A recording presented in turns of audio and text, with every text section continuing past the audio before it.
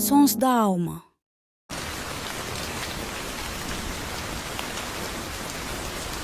Bem-vindos ao nosso programa, eu sou Charles Capps e hoje nós vamos falar sobre uma visão da ressurreição. Primeiramente, eu quero que você vá para Isaías, capítulo 41, que é a passagem que tomaremos como base para o que vamos falar hoje. Aqui, no verso 21, Deus lança o seu desafio, e de fato é isso que ele está fazendo. Ele está desafiando os ídolos que Israel adorava. Ele disse: apresentai vossa causa, diz o Senhor, produzi vossas fortes razões, diz o rei de Jacó. Deixe-nos produzi-las e mostrem-nos o que irá acontecer. Deixe mostrar as coisas anteriores, o que elas são, que nós possamos ponderar a respeito delas e possamos saber o ponto final delas. Ou declarem-nos coisas que virão. Ora, por que Deus desafiaria os ídolos de Israel com este desafio? Porque é assim que Deus revela coisas. Ele diz: peguem as coisas que acontecem e nos mostrem o que o futuro reserva.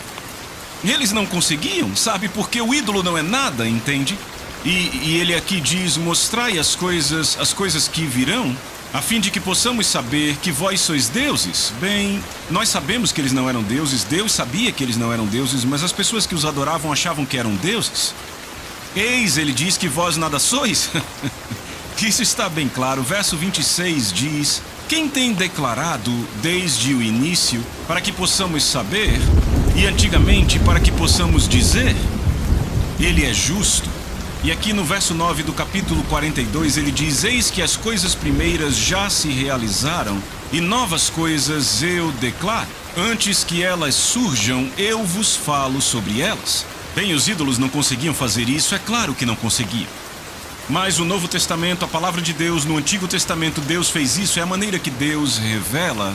Eram visões de revelação. Eu chamo de conceito de Salomão, porque Salomão disse que as coisas que foram registradas na antiguidade revelam o que está por vir. Por isso que Deus estava desafiando estes ídolos com isto, diante dos filhos de Israel. Ele estava dizendo: estes são os seus deuses, então que eles revelem o que acontece agora e então revelem o que está por vir, porque é isso que a minha palavra faz. Bem, vamos entrar em nosso tema, uma visão da ressurreição. Vá para João, capítulo 11. No capítulo 11 do Evangelho de João diz: ora, havia um certo homem enfermo chamado Lázaro, de Betânia, da aldeia de Maria e de sua irmã Marta. E então elas enviaram um mensageiro para contar a Jesus, e diz, verso 2: e era aquela Maria que ungiu o Senhor com unguento e secou os seus pés com os seus cabelos, cujo irmão Lázaro estava enfermo. Portanto, suas irmãs enviaram até ele, dizendo: Senhor, eis que está enfermo aquele que tu amas. E quando Jesus ouviu isso, ele disse: esta enfermidade não é para a morte, mas para a glória de Deus, para que o Filho de Deus seja glorificado por ela. Veja, tem muita gente que entende errado este versículo, que Jesus disse: esta enfermidade não é para a morte, mas para a glória de Deus, e dizem: tá vendo, Lázaro ficou doente para a glória de Deus. Não é o que este versículo está dizendo. Notem aqui, esta enfermidade não é para a morte. Em outras palavras, o resultado desta enfermidade não vai terminar em morte, mas o resultado final desta enfermidade trará glória a Deus. E foi a ressurreição que trouxe a glória, não a enfermidade ou a doença. Isso está claro aqui, não está? Ora, Jesus amava Marta e a sua irmã, a sua irmã e a Lázaro. Ouvindo, pois, que ele estava enfermo, ficou ainda 2 dias no lugar onde ele estava. Bem, enviaram uma pessoa até ele e ele levou mais ou menos 1 dia para chegar lá. E então Jesus ficou mais 2 dias no mesmo lugar. E então ele disse: vamos para lá. Então, note que vamos então agora para o versículo 11. Essas coisas ele falou, e depois disso ele lhes disse: nosso amigo Lázaro dorme, mas eu vou para que eu possa despertá-lo do sono. É óbvio que Jesus já sabia que Lázaro já estava morto. Não seria surpresa para ele chegar lá e descobrir que ele havia morrido. Então, Os discípulos não entenderam o que Jesus disse e disseram: como assim, Lázaro está dormindo? E eles disseram para Jesus: bem, se ele dorme, ele ficará bom? Sabe, eles entenderam mal tudo o que Jesus havia falado. Sabe, Jesus chama as coisas que não são como se já fossem. Ele disse que o homem dormia. Ele disse sobre a filha de Jairo: ela não está morta, ela apenas dorme. Bem, estava todo mundo naquela casa já, sabe, planejando o funeral. E aí ele chega lá e diz: ela não está morta, ela apenas dorme. E todos riram com desprezo. Ele colocou todos para fora. A tia Suzy, o tio Leroy e todos, aqueles da incredulidade, ele pôs todos para fora. E ele disse para a garota, ele disse: levanta-te, e ela se levantou. Bem, o milagre aconteceu ali. Então aqui está Jesus, ele ouviu que Lázaro estava doente. Então eles entenderam errado o que Jesus havia dito: se ele dorme, ele ficará bom. Então no verso 14, Jesus lhes disse claramente: Lázaro está morto. Lázaro está morto. Bem, veja, Lázaro estava morto, a filha de Jairo estava morta. Ela estava mortinha de pedra, já estavam planejando o funeral. Mas Jesus disse que ela estava dormindo. Ele chama as coisas que não são como se já fosse, ele chama os mortos de vivos. E graças a Deus eles vivem. Verso 15: eu estou contente por causa de vós de que eu não estivesse ali, para que creiais, no entanto, vamos até ele. Bem, quando ele começa ali, verso 20 diz: ouvindo então Marta que Jesus vinha, foi ao seu encontro, mas Maria ficou assentada em casa. Então disse Marta a Jesus: Senhor, se tu estivesses aqui, meu irmão não teria morrido. Você demorou demais, esperou tempo demais para vir, agora está tudo acabado, ele já morreu.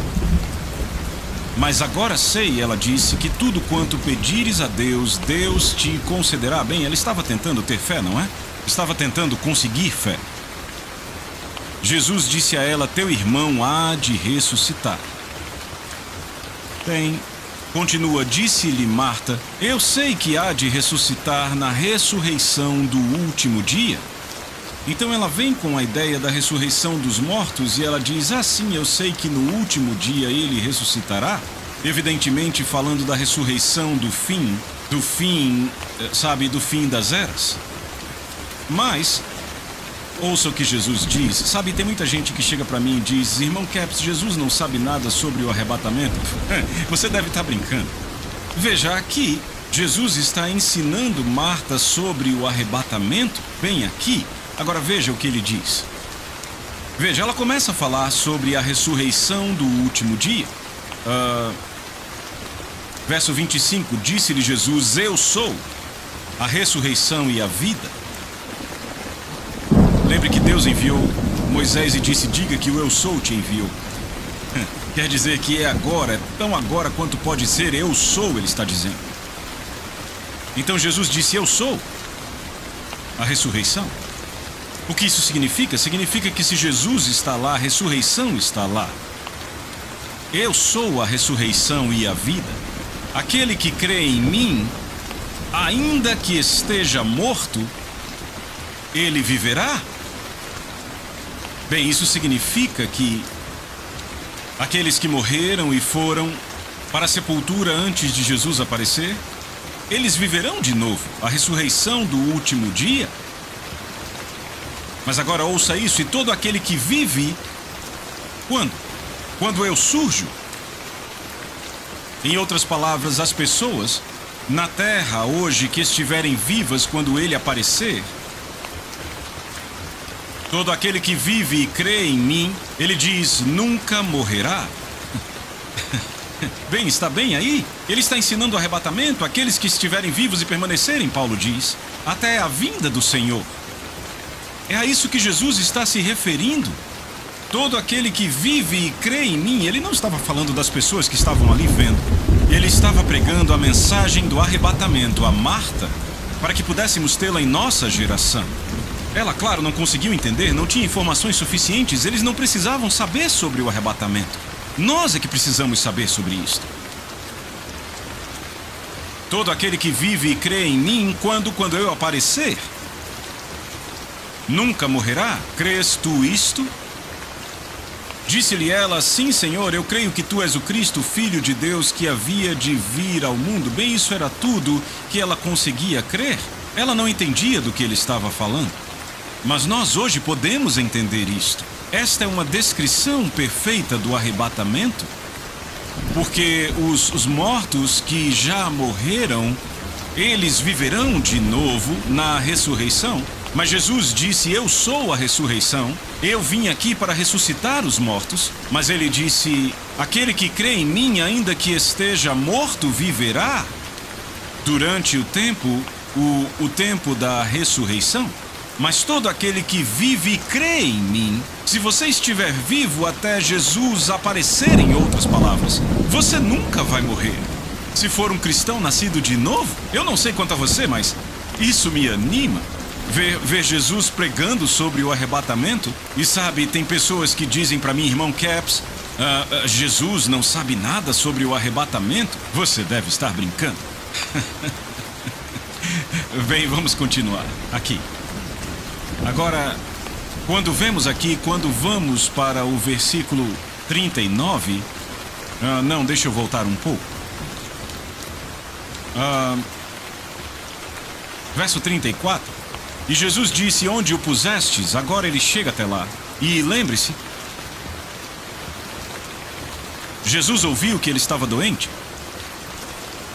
E o mensageiro tinha chegado até ele e contou a Jesus, sabe? Ele não podia pular num carro, pegar um ônibus ou um avião. Ele tinha que andar ou subir num jumento. Se você já andou de jumento, sabe que é melhor andar.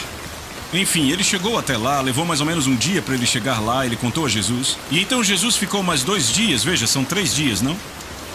E então Jesus vai até lá, leva mais ou menos um dia para ele chegar lá. Agora ouça isto. Disse: onde o pusestes? Eles disseram: Senhor, vem e vê. Jesus chorou. É o menor versículo da Bíblia. Então ele estava emocionalmente envolvido com Lázaro, ele amava Lázaro. Disseram então os judeus: vede como ele o amava.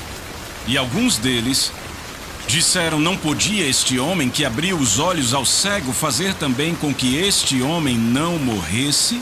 Jesus, pois, novamente comovido em si mesmo, foi ao sepulcro. Era uma caverna e tinha uma pedra posta sobre ela. Jesus disse: tirai a pedra. Eu quero que você pegue isso. Tirai a pedra. Lázaro representa a humanidade, que quando Jesus aparece em cena já estava espiritualmente morta por 4.000 anos.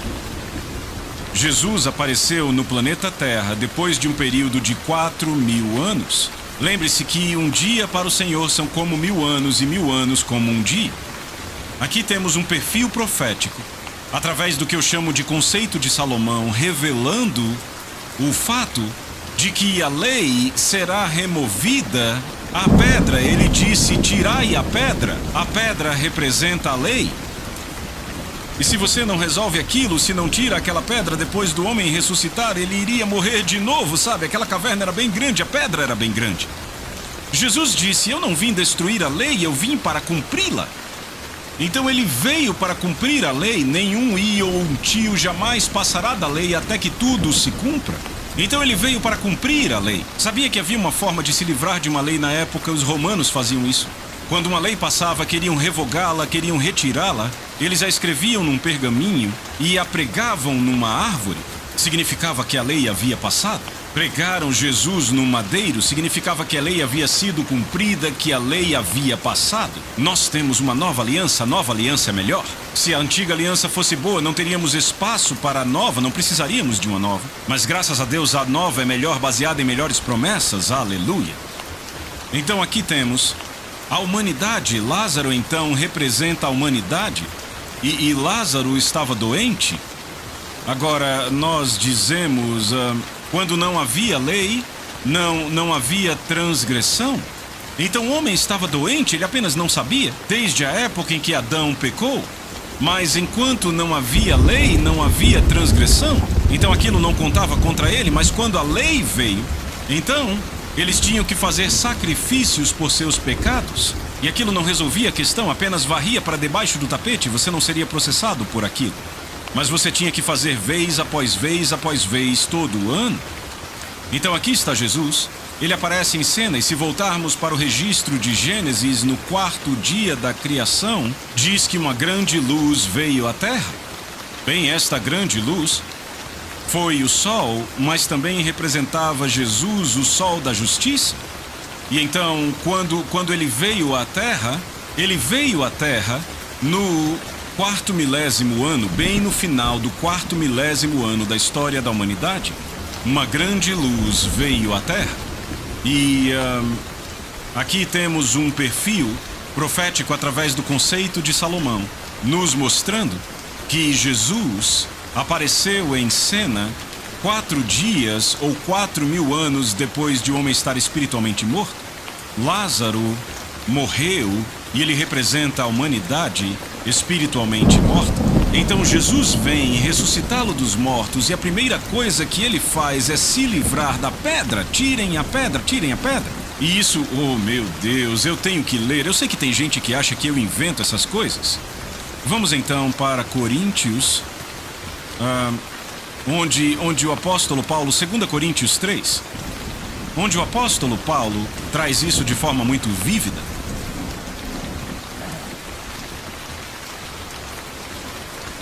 No versículo 6, 2 Coríntios 3, 6, o qual também nos fez capazes de ser ministros do Novo Testamento, não da letra, mas do Espírito, porque a letra mata, mas o Espírito dá vida. Agora notem, a letra da lei mata, mas o Espírito dá vida.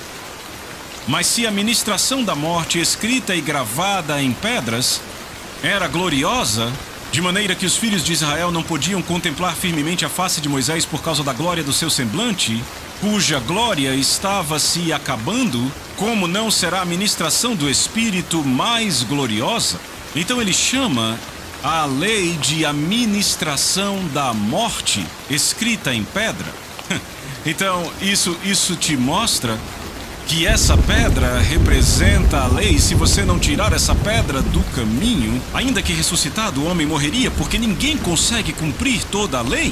Mas Jesus, ele cumpriu aquela lei. Ele andou de forma perfeita. Ele pegou aquela lei e a cumpriu inteira, então ela passou.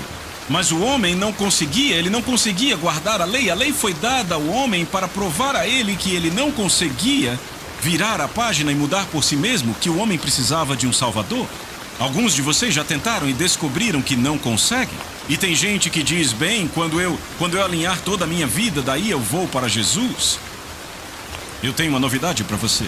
Você nunca vai conseguir, a não ser que venha para Jesus. É Ele que vai alinhar a sua vida para Ele. Não é a intenção dele que você faça isso por si mesmo. Você não precisaria de um salvador se conseguisse fazer sozinho, mas sabe, você não consegue.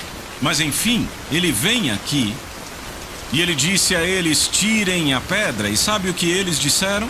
Mas Senhor, a essa altura ele cheira mal porque já está morto há 4 dias. Então temos um dia para o homem chegar e contar a Jesus. Então Jesus ficou mais 2 dias. São 3 dias e Jesus levou mais um dia para chegar lá, 4 dias. Então ele já estava morto há 4 dias. Ele já estava morto quando o homem chegou lá. Ele só não sabia. E sabe, o homem tem estado espiritualmente morto há muito tempo, mesmo antes de saber. Ele não sabia até que a lei veio cerca de 2.500 anos antes de Jesus, quando a lei veio. E então o homem percebeu, ei, eu estou espiritualmente morto. E então ele diz, tirem a pedra, livrem-se dela. Então quando eles tiraram a pedra, e ele disse, desatem-no e deixai-o ir, e ele veio. Mas bem, eu já estou me adiantando aqui. Eu mal podia esperar para chegar nisso.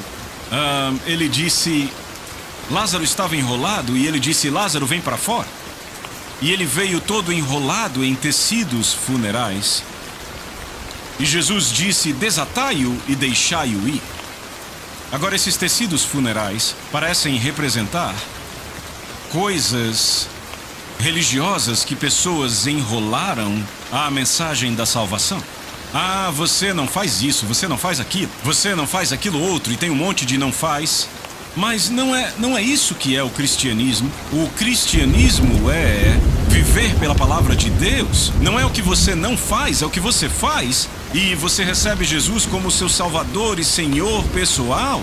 E então Ele te muda de fora para dentro. E aí você não deseja fazer aquelas coisas que você fazia antes. Então aqui temos uma visão da ressurreição vindo através do que eu chamo de o conceito de Salomão. Sabe, tem gente que chama isso de tipos e sombras. Dizem que os eventos do passado são sombras das coisas que vão acontecer. De toda forma, nós vemos aqui que a pedra representa a lei, a administração da morte escrita em pedra, como Paulo se refere. Mas então, se vamos para Romanos, no capítulo 10, vemos que o apóstolo Paulo traz uma declaração aqui que vai nos ajudar a entender um pouco melhor. Vamos então começar do verso 1 de Romanos 10. Ele diz: irmãos, o desejo do meu coração e a oração a Deus por Israel é para que eles sejam salvos. Para que eles sejam salvos. Porque eu lhes dou testemunho de que eles têm zelo de Deus, mas não segundo o conhecimento. Sabe, é importante lembrar que os religiosos da época colocavam outras coisas debaixo da lei. Coisas que foram passadas oralmente, que não estavam na lei, não eram escritas na lei. Mas sabe, você tinha que lavar as mãos de uma certa forma. E eles desafiaram até Jesus e seus discípulos um dia. Disseram, seus discípulos comem sem lavar as mãos? Sabe, que assunto sério era, não? Você não lavou as mãos antes de comer? Bem, certamente era preciso lavar as mãos. Jesus não tinha dito para não lavarem as mãos. Mas o que isso diz é que eles colocavam todas aquelas coisas sobre si. E Jesus disse, não é aquilo que entra pela boca que contamina o homem, mas o que sai pela boca, ou seja, as palavras que você fala. E se você não muda a sua linguagem depois de nascido de novo, você vai se tornar um bagunçado de novo, porque a maioria dos nossos problemas vem pelo que está debaixo do nariz. Porque a Bíblia diz que você pode ter o que disser se crer e não duvidar no seu coração. E muitas vezes nós dizemos o que temos porque temos problemas, nós falamos problemas, cremos nos problemas e aí temos mais problemas porque é segundo a sua espécie. E isto se deve ao que sai da nossa boca, não a comer sem lavar as mãos. Este era o ponto que Jesus trouxe aqui. Jesus tentou lhes ensinar. E então Paulo diz aqui, porque eu lhes dou testemunho de que eles têm zelo de Deus, mas não segundo o conhecimento, porque ignorando a justiça de Deus. Agora ouça. Porque ignorando a justiça de Deus e procurando estabelecer a sua própria justiça, não se sujeitaram à justiça de Deus. Isso resume toda a história nesse versículo. Está bem aí? De fato, eu acho que a gente deveria até voltar para o capítulo 3 de Romanos. Paulo cita uma passagem do Velho Testamento no versículo 10 do capítulo 3 de Romanos. Ele diz, como está escrito, não há nenhum justo, não nenhum. Ele continua dizendo algumas coisas, mas não temos tempo agora para falar. Vamos pular aqui para o versículo 19. Paulo explica o que ele acabou de dizer. Ele não está dizendo que não há nenhum justo, ele está dizendo como está escrito, não há nenhum justo. Ele está usando isto para retratar a verdade oposta. Verso 19, ora, nós sabemos que todas as coisas que diz a lei, ela o diz aos que estão debaixo da lei, para que toda a boca se cale e todo mundo se torne culpado diante de Deus. Veja, isto explica. Sabemos que todas as coisas que diz a lei, ela o diz aos que estão debaixo da lei. Você não está mais debaixo da lei. A passagem se refere ao Velho Testamento, não há nenhum justo, nenhum sequer. Por quê? Porque não tinha um Salvador. Não tinha um intercessor, mas temos Jesus como intercessor, o nosso Salvador. E aí ele passa a ensinar a justiça que é pela fé. Por isso, pelas obras da lei, nenhuma carne será justificada à sua vista, porque por meio da lei vem o conhecimento do pecado. E no verso 22 ele diz, a justiça de Deus que é pela fé. A justiça de Deus que é pela fé de Jesus Cristo, para todos e sobre todos os que creem. Porque não há diferença, porque todos pecaram e estão privados da glória de Deus. O que ele está dizendo é que todos estavam no mesmo barco e que todos tínhamos que nascer de novo, todos tínhamos que ser mudados. E Então, o que precisamos entender é que na velha aliança, a lei foi dada para que você soubesse que tinha que ter um Salvador. Estávamos debaixo da lei até que a fé veio. E esta fé trouxe justiça, que é pela fé em Jesus Cristo, ou seja, pela graça de Deus. E a única forma de entrar na graça é pela fé. É maravilhoso, não é? Eu me alegro só de ficar falando.